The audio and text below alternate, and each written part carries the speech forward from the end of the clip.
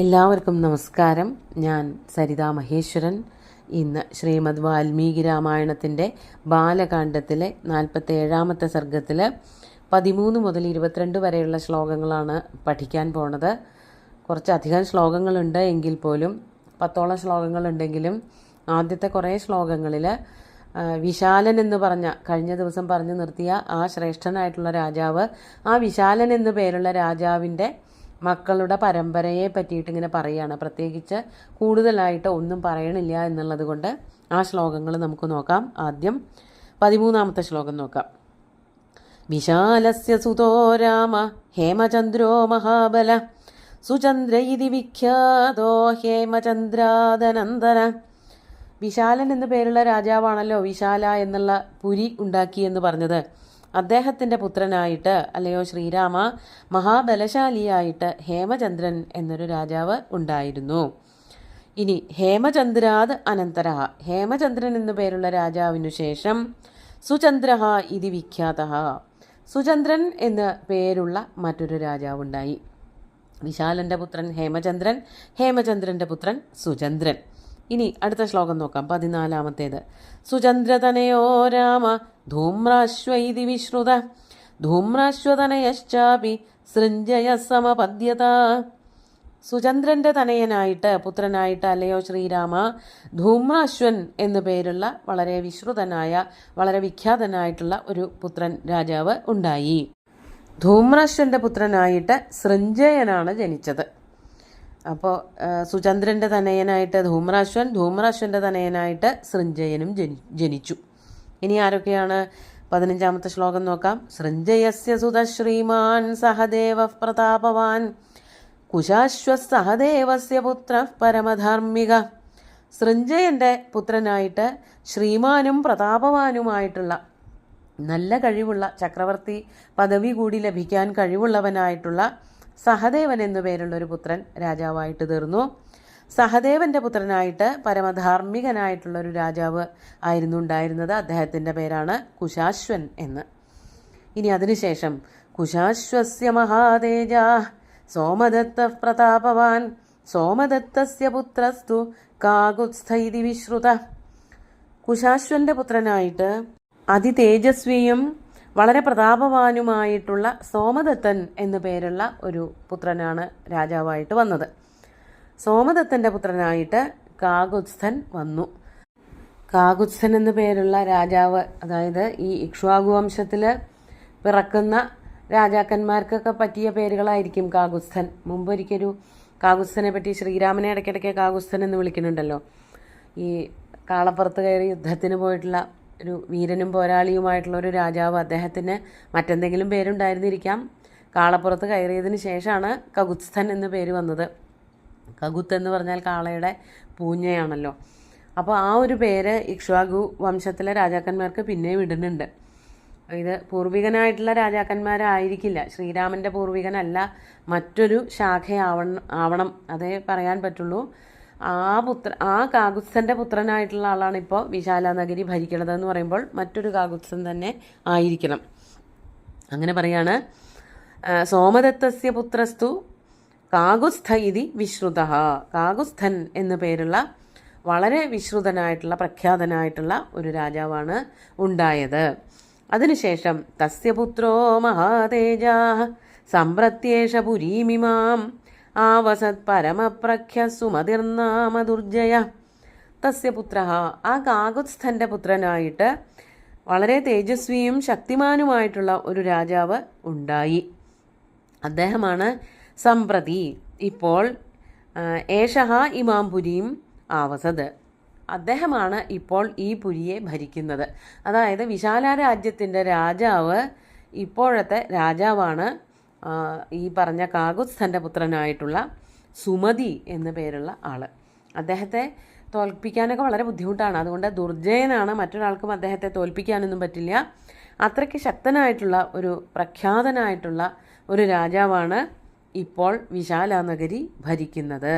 അതാണ് ആവസത് പരമപ്രഖ്യ, വളരെ പ്രസിദ്ധനായിട്ടുള്ള ദുർജയനായിട്ടുള്ള സുമതി എന്നു പേരുള്ള രാജാവ് ഇപ്പോൾ വിശാലനഗരിയെ ഭരിച്ചുകൊണ്ടിരിക്കുന്നു. മാത്രമല്ല ഇക്ഷ്വാകോസ്തു പ്രസാദേന സർവേ വൈശാലികാ നൃപാഃ ദീർഘായുഷോ മഹാത്മാനോ വീര്യവന്തസ്സു ധാർമ്മിക. ഇക്ഷ്വാകുവിൻ്റെ പ്രസാദം കൊണ്ട്, ഇവരുടെയൊക്കെ ഒരു വലിയ വലിയ വലിയ മുത്തച്ഛനാണല്ലോ ഇക്ഷ്വാകു, അദ്ദേഹം വളരെ ശക്തനായിട്ടുള്ള രാജാവായിരുന്നു. അദ്ദേഹത്തിൻ്റെ പ്രസാദം കൊണ്ട് സർവേ വൈശാലികാഹ നൃപാഹ, വൈശാലികന്മാരായിട്ടുള്ള എല്ലാ രാജാക്കന്മാരും, വൈശാലികന്മാരെന്ന് പറഞ്ഞാൽ വിശാല സംബന്ധിയായിട്ടുള്ളവർ, വിശാല നഗരം ഭരിക്കുന്നവരായിട്ടുള്ള ഓരോ പരമ്പരയിലും പെട്ട രാജാക്കന്മാർ, പാരമ്പര്യമായിട്ട് എത്രയോ പേരുടെ പേര് ഇവിടെ പറഞ്ഞു, രാജ്യഭരണം കിട്ടിയിട്ടുള്ള ആൾക്കാർ, അവർക്കൊക്കെ ഇക്ഷ്വാകുവിൻ്റെ അനുഗ്രഹമുണ്ട്. അതുകൊണ്ട് തന്നെ അവരെല്ലാവരും ദീർഘായുസ്സുകളായിരുന്നു, നല്ല ആയുർദൈർഘ്യം ഉണ്ടായിരുന്നു, അസുഖങ്ങൾ ആപത്തുകളൊന്നും വരാതെ അവർ നന്നായിട്ട് രാജ്യം ഭരിച്ചു, മഹാത്മാക്കളായിരുന്നു. അതുപോലെ തന്നെ വീര്യവാന്മാരായിരുന്നു, ധാർമ്മികന്മാരായിരുന്നു. നേരത്തെ ശ്ലോകം ചൊല്ലിയപ്പോൾ മിക്കവാറും എല്ലാവരുടെ കൂട്ടത്തിലും പേരിൻ്റെ കൂട്ടത്തിലും ഈ വാക്കുകളൊക്കെ ആവർത്തിച്ചിരുന്നു. മഹാത്മാക്കളാണ്, വീര്യവാന്മാരാണ്, ധാർമ്മികന്മാരാണ്, ദുർജയനാണെന്നൊക്കെയുള്ള വാക്കുകൾ ആവർത്തിച്ച് വന്നിരുന്നു. അതാ രാജാക്കന്മാരുടെ കഴിവാണ്. അത് ഇക്ഷ്വാകുവിൻ്റെ പരമ്പരയിൽ പെട്ട രാജാക്കന്മാരാണെന്നുള്ളത് കൊണ്ട് തന്നെ പിതാമഹൻ്റെ ഐശ്വര്യം കൊണ്ടും അതുപോലെ തന്നെ അനുഗ്രഹം കൊണ്ടും സംഭവിച്ചതാണ് എന്ന് പറയുകയാണ് ചെയ്യണത്. അത്രയും പറഞ്ഞു കഴിഞ്ഞിട്ട് സുമതി ഈ രാജ്യത്ത് ഇപ്പോൾ രാജ്യം ഭരിക്കണു. സുമതി എന്ന് വെച്ചാൽ നല്ല ബുദ്ധിയുള്ളവൻ, നല്ല വേണ്ട പോലെ നേരാവണ്ണമുള്ള ബുദ്ധിയുള്ളവൻ എന്നുള്ള അർത്ഥത്തിലാണ് സുമതി എന്നുള്ള വാക്കൊക്കെ, അതിൻ്റെ അർത്ഥം അങ്ങനെയാണ് വരുന്നത്. അത്രയും വിസ്തരിച്ച് പറഞ്ഞിട്ട് ശ്രീരാമനോട് വിശ്വാമിത്രൻ പറയാണ് 19ാമത്തെ ശ്ലോകത്തിൽ, ഇഹാദ്യരജനീമേകാം സുഖം സ്വപ്സ്യാമഹേ വയം ശ്വഃ പ്രഭാതേ നരശ്രേഷ്ഠ ജനകം ദ്രഷ്ടുമർഹസി. നമുക്ക് ഇന്ന് ഈ വിശാല നഗരത്തിൽ കഴിച്ചുകൂട്ടാം. ഇഹ അദ്യ രജനീമേകാം സുഖം സ്വപ്സ്യാമഹേ വയം സ്വപ്സ്യാമഹേ. ഇഹ അദ്യ ഇന്ന് ഇവിടെ, ഈ ഒരു രാത്രിയെ, ഏകാം രജനീം വയം സുഖം സ്വപ്സ്യാമഹേ, സുഖമായിട്ട് നമുക്ക് ഇന്നിവിടെ കഴിഞ്ഞുകൂടാം. ഇന്നത്തെ രാത്രി നമുക്ക് ഇവിടെ കഴിച്ചുകൂട്ടാം. ശ്വഃ പ്രഭാതേ നാളെ രാവിലെ, അല്ലയോ നരശ്രേഷ്ഠ, ജനകം ദ്രഷ്ടുമർഹസി, നമുക്ക് മിഥില രാജ്യത്ത് പോയിട്ട് ജനകനെ കാണേണ്ടതുണ്ട്. അതുകൊണ്ട് ഇന്നത്തെ രാത്രി നമുക്ക് ഇവിടെ തന്നെ കഴിച്ചുകൂട്ടാം എന്ന്. എന്നിട്ട് പിറ്റേ ദിവസം ആയ കഥയൊന്നും പറയണില്ല, സുമതി വന്ന കാര്യമാണ് പറയണത്. നമുക്ക് 20ാമത്തെ ശ്ലോകം നോക്കാം. സുമതിസ്തു മഹാതേജ വിശ്വാമിത്രമുപാഗതം ശ്രുത്വാ നരവരശ്രേഷ്ഠ പ്രത്യാഗച്ഛൻ മഹായശാഃ. സുമതിയാകട്ടെ വിശാല നഗരിയിലെ രാജാവാണ്, അദ്ദേഹമാകട്ടെ മഹാതേജസ്വിയാണ്, പ്രതാപവാനാണെന്നൊക്കെ പറഞ്ഞു. അദ്ദേഹം ഉപാഗതം വിശ്വാമിത്രം ശ്രുത്വ, തൻ്റെ നഗരത്തിലേക്ക് വിശ്വാമിത്ര മഹർഷി വന്നിട്ടുണ്ട് എന്നുള്ളത് മനസ്സിലാക്കിയിട്ട്, അദ്ദേഹം നരവര ശ്രേഷ്ഠനായതുകൊണ്ട് തന്നെ, മഹായശസ്വി ആയതുകൊണ്ട് തന്നെ തൻ്റെ രാജ്യത്തിലേക്ക് എഴുന്നള്ളിയ വിശ്വാമിത്ര മഹർഷിയെ കാണാൻ വേണ്ടിയിട്ട് ഇങ്ങോട്ട് വന്നു. അതുകൊണ്ട് തന്നെയാണ് ഇവരൊക്കെ വളരെ ശ്രേഷ്ഠന്മാരാണ് എന്ന് ആദ്യമേ വിശ്വാമിത്രൻ പറഞ്ഞത്. സുമതിയെ പറ്റിയിട്ട് കേട്ടുകേൾവിയുള്ള കാര്യങ്ങളാണ് പറഞ്ഞത്. പക്ഷെ അദ്ദേഹം വളരെ കൃത്യമായിട്ട് അത്ര ശ്രേഷ്ഠനായിട്ടുള്ളൊരു മഹാമുനി തൻ്റെ നഗരത്തിൽ വരുമ്പോൾ അവരെയൊക്കെ കാണേണ്ടത് തൻ്റെ കടമയാണ് എന്ന് തിരിച്ചറിഞ്ഞുകൊണ്ട് കാണാനായിട്ട് വന്നു. ഈ പരമപാവനന്മാരായിട്ടുള്ള ഋഷീശ്വരന്മാരുടെ പാദസ്പർശം കൊണ്ട് രാജ്യം തന്നെ സമ്പദ് സമൃദ്ധമാവും, പുണ്യപൂതമാകും എന്നുള്ളത് കൊണ്ടൊക്കെ തന്നെയാണ് അവരെ കാണാൻ വേണ്ടിയിട്ട് രാജാക്കന്മാർ പോണത്. അങ്ങനെ വിശ്വാമിത്രനെ കാണാൻ വേണ്ടിയിട്ട് സുമതി രാജാവ് വന്നു എന്നാണ് പറയണത്. അത് വൈകുന്നേരമാണോ പിറ്റേ ദിവസം രാവിലെയാണോ എന്നുള്ള കാര്യമൊന്നും വ്യക്തമായിട്ട് പറഞ്ഞിട്ടില്ല. ചിലപ്പോൾ പിറ്റേന്ന് രാവിലെ ആയിരിക്കണം. അങ്ങനെ വിശ്വാമിത്രനെ കാണാൻ വേണ്ടിയിട്ട് സുമതി മഹാരാജാവ് പ്രത്യാഗച്ഛത് വരികയുമുണ്ടായി. പൂജാം ച പരമാം കൃത്വാ സോപാധ്യായ സബാന്ധവ പ്രാഞ്ജലിഃ കുശലം പൃഷ്ട്വാ വിശ്വാമിത്രമഥബ്രവീത്. സോപാധ്യായ സബാന്ധവ, മുനിമാരോട് കൂടിയിട്ട് അല്ലെങ്കിൽ പുരോഹിതന്മാരോട് കൂടിയിട്ടാണ് അദ്ദേഹം വന്നത്. ബന്ധുക്കളോട്, ഭാര്യ, മക്കളെ എല്ലാവരോടും കൂടിയിട്ടാണ് വിശ്വാമിത്രൻ്റെ അനുഗ്രഹാശിസ്സുകൾ ലഭിക്കാൻ വേണ്ടിയിട്ട് വരണത്. അങ്ങനെ വന്നിട്ട് വിശ്വാമിത്രനെ പരമമായിട്ടുള്ള ആദരവോട് കൂടിയിട്ട് സമീപിച്ച പൂജകളൊക്കെ ചെയ്തിട്ട്, പൂജാം ച പരമാം കൃത്വ സോപാധ്യായ സബാന്ധവ പ്രാഞ്ജലി, ഇതൊക്കെ ചെയ്തിട്ട് കൈകൂപ്പി നിന്നുകൊണ്ട് വിശ്വാമിത്രം കുശലം പൃഷ്ട്വ അഥ അബ്രവീത്, വിശ്വാമിത്രനോട് കുശലം ചോദിച്ചിട്ട്, കുശലം ചോദിക്കുക എന്ന് പറഞ്ഞാൽ ആദ്യമായിട്ട് കാണുമ്പോൾ ചെയ്യേണ്ടുന്ന സുഖമല്ലേ, ആരോഗ്യ പ്രശ്നങ്ങളൊന്നുമില്ലല്ലോ തുടങ്ങിയിട്ടുള്ളതായ ചോദ്യങ്ങൾ, അതിനെയാണ് കുശലം എന്ന് പറയുന്നത്. അങ്ങനെ കുശലമൊക്കെ ചോദിച്ചിട്ട് ഇപ്രകാരം വിശ്വാമിത്രനോട് പറഞ്ഞു. എന്താ പറഞ്ഞത്? അതാണ് 22ാമത്തെ ശ്ലോകത്തിൽ. ധന്യോസ്മി അനുഗൃഹീതോസ്മി യസ്യ മേ വിഷയം മുനേ സംപ്രാപ്തോ ദർശനം ചൈവ നാസ്തി ധന്യതരോ മമ. അഹം ധന്യഃ അസ്മി അനുഗൃഹീതഃ അസ്മി. ഞാൻ ഏറ്റവും വലിയ ധന്യനായി തീർന്നിരിക്കുന്നു. എൻ്റെ വിഷയത്തിൽ അങ്ങ് എൻ്റെ രാജ്യത്ത് എഴുന്നള്ളി എന്ന് വരുമ്പോൾ അതിലും വലിയൊരു ധന്യത എനിക്ക് എന്താണുള്ളത്?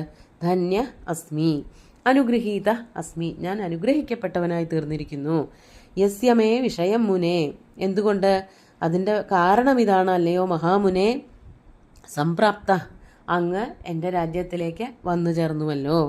മാത്രമല്ല ദർശനം ചെയ്യുക, എനിക്ക് അങ്ങയെ കാണാനും സാധിച്ചു എന്നതുമൂലം ഞാൻ ഏറ്റവും വലിയ ധന്യതയിലേക്കാണ് എത്തിച്ചേർന്നിരിക്കുന്നത്.